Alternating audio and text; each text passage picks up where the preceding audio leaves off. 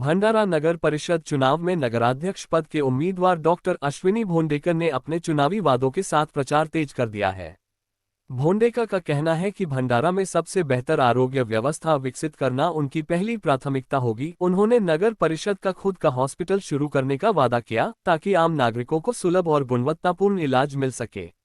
इसके साथ ही हर चौक पर सीसीटीवी कैमरे लगाकर शहर की सुरक्षा मजबूत करने की बात कही। डॉक्टर भोंडेकर ने स्वच्छ व शुद्ध पेयजल और जरूरतमंदों के लिए घरकुल योजना को भी अपने एजेंडे में शामिल बताया। अब देखना ये होगा कि जनता इन वादों पर कितना भरोसा जताती है।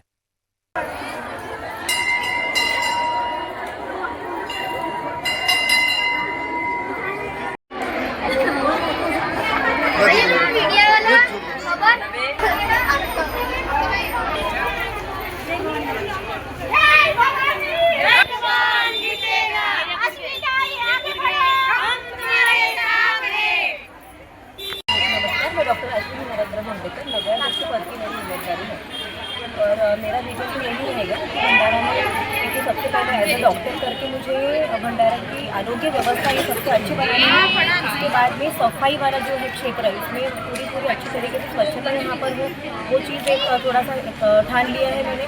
उसके बाद में सभी जो साफ़ सफाई वाले उसके साथ साथ में अपने हर स्क्वेयर्स में हमारे सीसीटीवी कैमरेज प्लांट होना चाहिए, ये बहुत ज़रूरी रहेगा।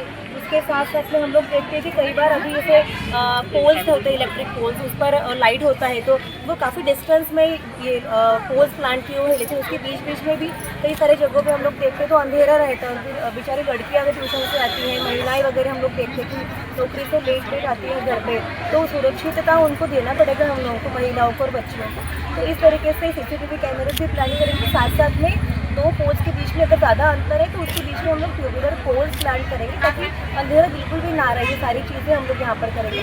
साथ साथ में नगर सेविका के साथ में हम लोग एक अधिकारी भी रिक्रूट यहाँ पर प्रभाग में करने वाले हैं। उसके साथ में नगर परिषद के हम खुद के कुछ हॉस्पिटल्स यहाँ पर तैयार करेंगे जहाँ पर हर प्रभाग में होगी, ताकि सबको एक क्या बोलेंगे हम लोग फ्री में ट्रीटमेंट वहाँ पर हो। इस तरीके से हम लोग यहाँ पर चीज़ें करने वाले हैं। सारी बातें आपने बताई, लेकिन इसमें एक भी बात में मूलभूत सुविधा को लेकर कोई नहीं देखा। मूलभूत सुविधा है ना बेटा, इसमें जैसे हम लोग बोलेंगे कि अभी देख रहे हैं ना, अभी कई सारे लोगों को, फैमिलीज़ को ना पानी नहीं मिल रहा है और इवन पानी तो कहाँ पर आ रहा है, तो खराब पानी आ रहा है। तो हम लोग आमदार साहब की मदद से जो पानी पुरवठा योजना जो प्रोजेक्ट स्टार्ट किया है, तो इसमें हम लोग ना 2 टाइम का पीने का पानी देंगे और 2 टाइम का पीने का पानी। और उसके साथ साथ में कई सारे क्या होता है कि यहाँ पर हम लोग देख रहे हैं कई सारे लोगों को, फैमिलीज़ को ना पट्टे वितरण नहीं हुआ है। मतलब शायद अंग्रेज़ों के ज़माने से हम लोग देख पा रहे हैं, मतलब 105 सालों से ना पट्टे का वितरण नहीं हुआ। जो नजूर के पट्टे होते हैं उसका वितरण नहीं हुआ है,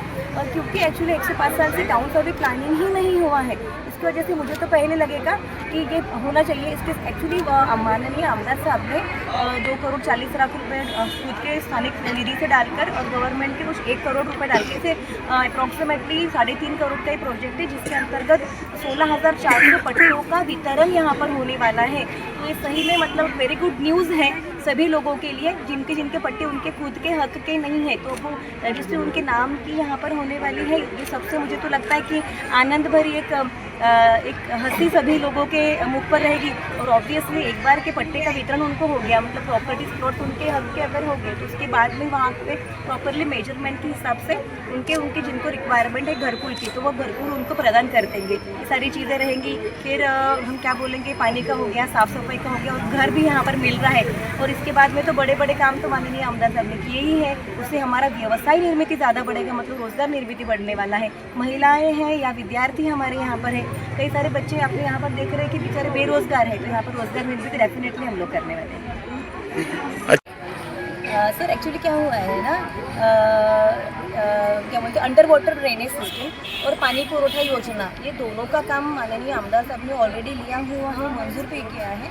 इसमें ये रास्तों का जो दुरुस्ती वाला जो काम है, करेक्शंस वाला काम है, इसमें करीब 215 कोटी का ये काम ऑलरेडी मंजूर करने के बाद हम लोग देखते हैं कि सीवर के लाइंस भी अंदर से डले हुए हैं, रास्तों में से पानी के भी लाइंस पाइपलाइंस डले हुए, तो इसमें थोड़ा सा समय लगेगा।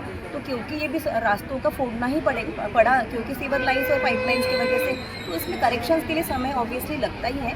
और अभी इस बीच का बारिश के दिन तो काफ़ी ज़्यादा थे, मतलब 4 साढ़े 4 महीने का इस समय का रेनी सीजन बड़ा था, उसके बाद में हम लोगों ने आचार संहिता के पहले फटाफट 170 रास्तों का काम भी हाथ में लिया था आमदार साहब ने।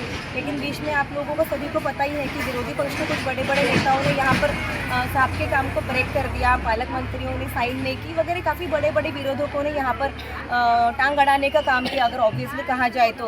और उसके वजह से क्या हुआ कि हमारे भंडारे के लोगों को जिनको ज़्यादा प्रॉब्लम्स हो रही है, रास्तों की दुर्घटनाएं होती, सारी चीज़ें जो सर ने अपने आमदार साहब ने ऑलरेडी लिया था ये संकल्प, लेकिन वो जानबूझकर उन्होंने कुछ बड़े नेताओं ने यहाँ पर अपक्ष वाले, मतलब क्या बोलेंगे, विरोधी पक्ष वाले कुछ लोगों ने टांग अड़ाई है।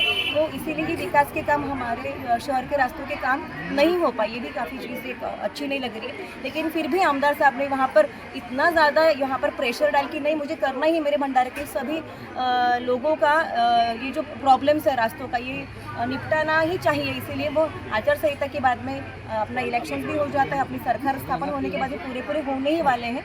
लेकिन वो समय ही लगता है बेटा, क्योंकि स्टेप बाय स्टेप वो सारे काम होते हैं।